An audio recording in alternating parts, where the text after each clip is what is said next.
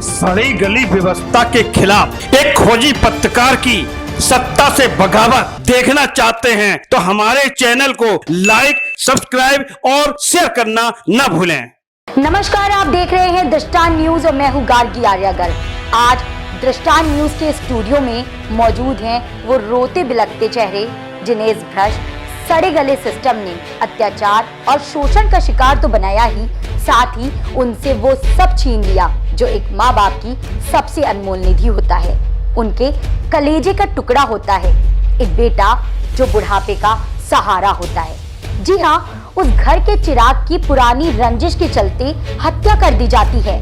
ऐसा नहीं कि धमकी दिए जाने पर पुलिस को प्रार्थना पत्र देकर अवगत नहीं कराया गया, लेकिन प्रशासन हर बार कानों में रुई डालकर बेकसूर परिवार पर प्रताड़ना का मूक दर्शक बना नंगा नाच देखता रहा। इसे कहने में कतई परहेज नहीं है कि माँ बाप के इकलौते बेटे की हत्यारी ये खाकी ही है, जिसने समय रहने पर किसी भी प्रकार से मामले को संज्ञान में नहीं लिया और गुंडों के हौसले को प्रश्रय देती रही। ये रंजिश कोई नई नहीं थी, बल्कि 11 साल पुरानी थी, जिसका अंत ये हुआ। आज बेटी के सम्मान की 11 साल से लड़ाई लड़ते लड़ते और अब इकलौते बेटे को खो देने के बाद बूढ़े माँ बाप स्वयं की रक्षा की गुहार लगा रहे हैं और न्याय मांग रहे हैं, लेकिन फिर भी डबल इंजन की सरकार में उन्हें कोई उम्मीद नहीं दिख रही है। तो चलिए आज बात करते हैं ऐसे ही बूढ़े माँ बाप से।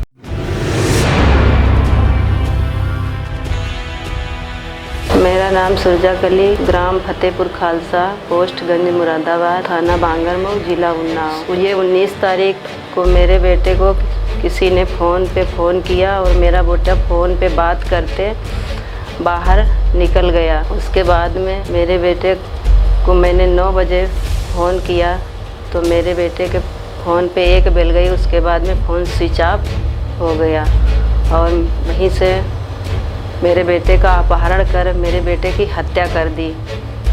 और हत्या करके फिर मैंने मुझे जब फ़ोन नहीं लगा तो मैं इधर उधर ढूंढने लगी, सबसे पूछने लगी। फिर मैंने कहीं नाते रिश्तेदारी हर जगह सब जगह फ़ोन कर लिया। फिर उसके बाद में मैंने सब जगह ढूंढा। फिर मैं चौकीगंज मुरादाबाद गई, वहाँ पर मैंने एप्लीकेशन दी दरोगा जी को। फिर उन्होंने कोई सुनवाई नहीं की। वो बोले कि वहाँ चले जाओ बांगरमऊ कोतवाली में। वहाँ कोतवाली गई, कोतवाली में भी मैंने एप्लीकेशन दी।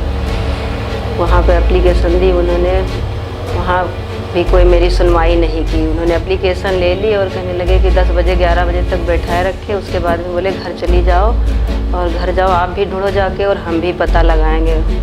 उन्होंने 36 फ़ोटो बनवाई हमसे, हमने 36 फ़ोटो भी बनवा के उनको दी, जमा कर ली। उसके बाद में हम कहने लगे जाओ आप ढूंढो जाके।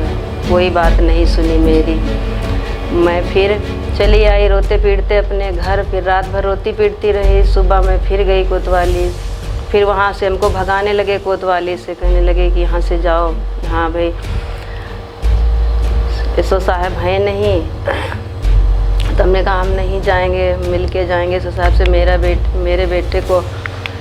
बेटे कल से मेरा बेटा गायब है, कहीं पता भी नहीं चल रहा। और हमने एप्लीकेशन भी दी, हमारी FIR भी नहीं लिखी जा रही है और मैंने कोई सुनवाई नहीं की जा रही है। हम मिल के जाएंगे। तब उन्होंने मेरी कहने लगे यहाँ है नहीं अभी। तो हम जाने लगी कमरे पे, उन्होंने जाने नहीं दिया हमको, बार बार वहाँ रोकते थे।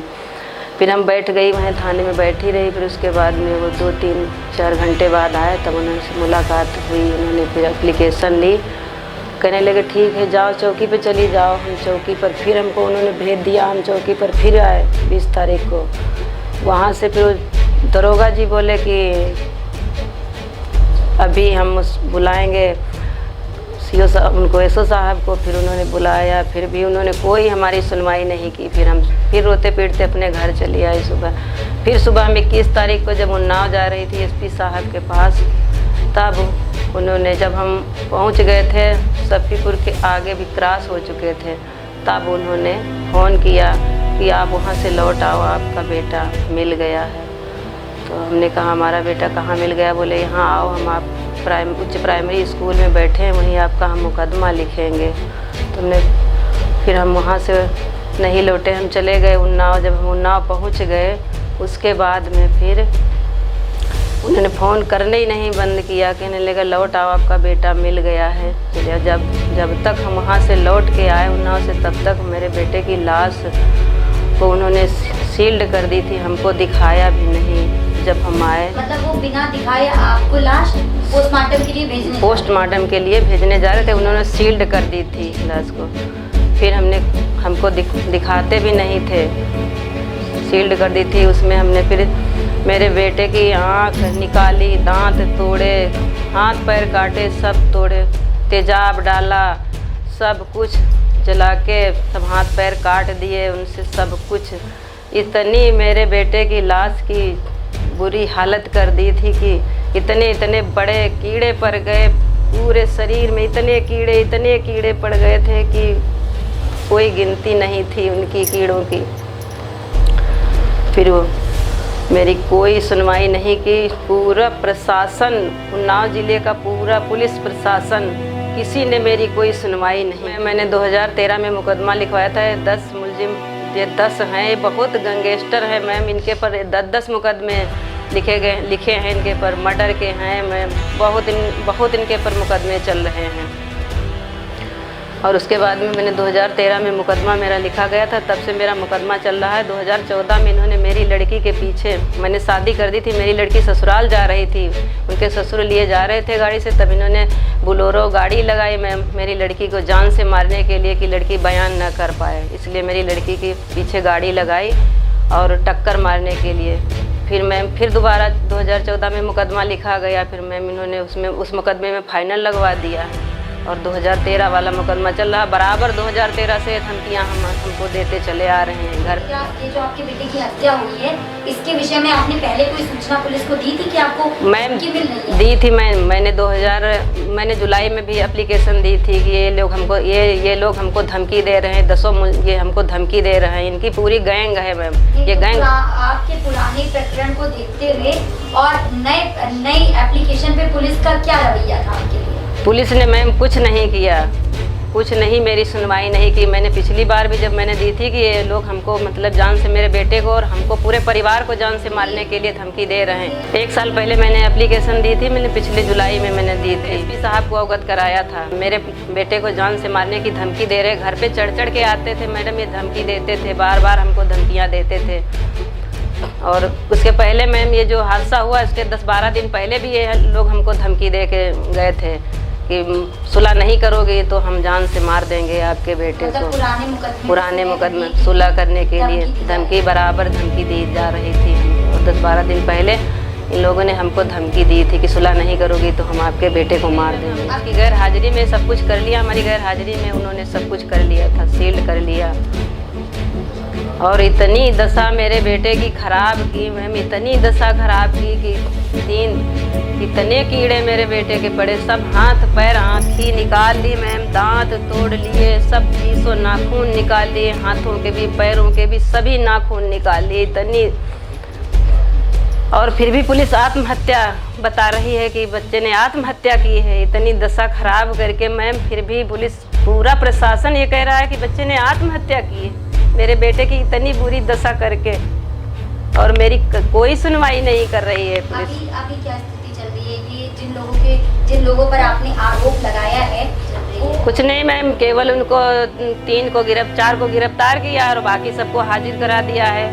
वो सब कोर्ट उसमें पहुंच गए हैं, जेल में बस वही हैं। अब वो कहते हैं मतलब कि वो जमानत पे छूट आएंगे, वो जब जमानत पे छूट के आएंगे तब सबको मार देंगे हम, तब मार देंगे सबको। हमको बराबर धमकियां दे रहे हैं मैम। हम गांव भी नहीं, उस दिन से अपने गांव भी नहीं गए हैं। वहाँ हम तो इधर उधर भगे, कहीं घूमते हैं, कहीं घूमते हैं। हम गांव भी नहीं जा पा रहे हैं अपने, वहाँ उस दिन से गांव भी नहीं गए हैं। हम कैसे जाएं, हमको मार देंगे। तो आपने ये बात आपने पुलिस को बताई? जी मैम, मैंने एसपी साहब को भी बताई। मैंने 12/5 को मैं एसपी साहब के पास एप्लीकेशन लेके गई थी। मैंने एप्लीकेशन प्रमाणित कराई, मैंने दी, मेरी कोई सुनवाई नहीं की। उसके बाद में मैं 3 तारीख को, अभी 3/6 को मैं डीएम साहब के पास भी एप्लीकेशन लेके गई। हत्या के बाद जब आपने कहा कि हमें भी अब जान से मारने की जी मैम, धमकी दी जा रही है, तो पुलिस का क्या कहना है आपसे? पुलिस कह रही है कि अब तुमको कौन मार देगा, तुमको कौन मारेगा, तुम अपने गांव में जाओ, अपने गांव में रहो जाके, तुमको कौन मारेगा, तुमको कोई नहीं मारेगा। मैम जब मेरे बेटे को मार दिया, मेरी लड़की के साथ में छेड़छाड़ की, तो मुझे मार देंगे, मुझे भी मार देंगे। ये जिन लोगों पर आप आरोप लगा रही हैं वो आपके गांव के किस तरह के व्यक्ति हैं? वो मैम मेरे गांव के ही हैं। वो बहुत दमंग किस्म के गुंडे हैं, बहुत दमंग हैं, वो बहुत गैंगस्टर हैं मैम, गैंग बना के रहते हैं। उनका बहुत बड़ा संगठन है। वो बहुत अपराधी उनके ऊपर 10-10 मुकदमे मैम चल रहे हैं। एक मुलजिम के ऊपर 10-10 मुकदमे, इतने बड़े। पुलिस को ये बात सब कुछ संज्ञान में है पुलिस के, फिर भी पुलिस कोई उनके पर वो नहीं उठा रही है, ऑब्जेक्शन कुछ भी नहीं उठाती है। सरकार से मैम हम यही चाहते हैं कि हमको न्याय मिलना चाहिए। हम न्याय मांग रहे हैं, अपने बेटे का न्याय मांगने के लिए हम दर दर घूम रहे हैं। मुझे कहीं न्याय नहीं मिल रहा है, हम न्याय मांगते हैं।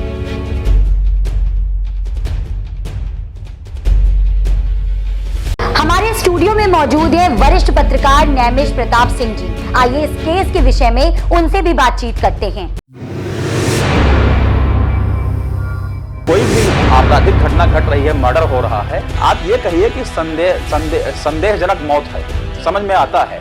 हत्या या आत्महत्या आपने कैसे कहा? दांत तोड़ दिया गया, आंख निकाल लिया गया, तेजाब डाल दिया गया। कोई आदमी अगर आत्महत्या करता है तो पहले अपने ऊपर क्या तेजाब डालता है? कि पुलिस ने पहले घोषित कर दिया कि मामला आत्महत्या है। पहले तो इन्होंने गलती किया कि 2 दिन तक कोई कार्रवाई नहीं किया। हो सकता है जिन लोगों का नाम इन लोगों ने प्रार्थना पत्र में दिया था और जिनकी पूर्व में इनके साथ रंजिश चल रही थी, अगर पुलिस ने तत्काल एक्शन लिया होता, उन लोगों को थाने पर उठाकर लाती। हम ये नहीं कहते हैं उनको मार दी फिरती, लेकिन पूछती, कड़ाई से पूछताछ करती तो लड़का बिल्कुल इनका 19 और 20 को मिल जाता। 48 घंटे पुलिस के पास काम करने के लिए बहुत था, लेकिन पुलिस ने कोई एक्शन नहीं लिया। इसके बाद इनकी अगली गलती क्या कर डाला इन्होंने कि लाश नहीं दे रहे थे।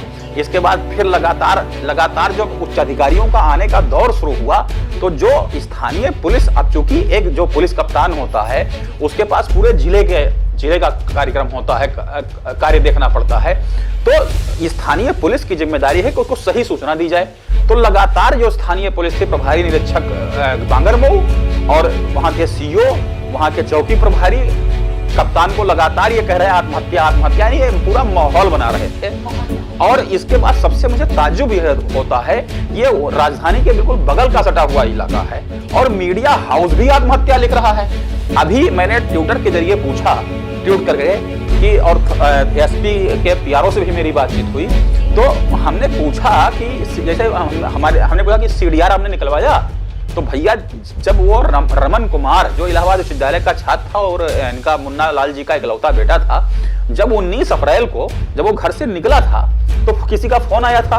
तो पुलिस की जिम्मेदारी है किसके फोन आने से वो घर से निकला, क्या उसको पुलिस ने पूछताछ के दायरे में लिया? नहीं लिया। तो मोबाइल पर कॉल डिटेल निकलवाई जाती, लड़का मर गया, उसका जो फोन यूज कर रहा था उसकी फॉरेंसिक जांच होती, लाश में जब लाश मिली तो उसमें टेक्निकल जांच बढ़ाया जाता, फॉरेंसिक लैब में अब तक भेजा गया होता। पुलिस के पास इन सवालों का कोई जवाब नहीं है, जिससे पूरी कार्य पद्धति इनकी जो है।